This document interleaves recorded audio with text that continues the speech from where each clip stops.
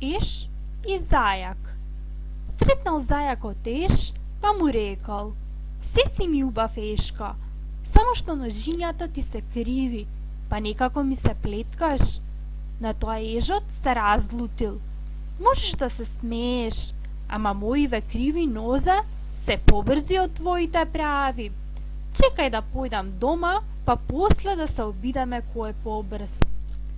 Дошол ежот дома и рекол на жената: се обложив со зајакот дека ќе го победам во трчање. Ежицата му рекла: да не си нешто побудалел? Како можеш ти со зајак? Нозете ти се криви, а неговите се прави и брзи како стрела. Не грижи се ништо, нему нозете му се брзи, мене умот. Туку слушај што ќе ти речам. Пристигнале на нивата.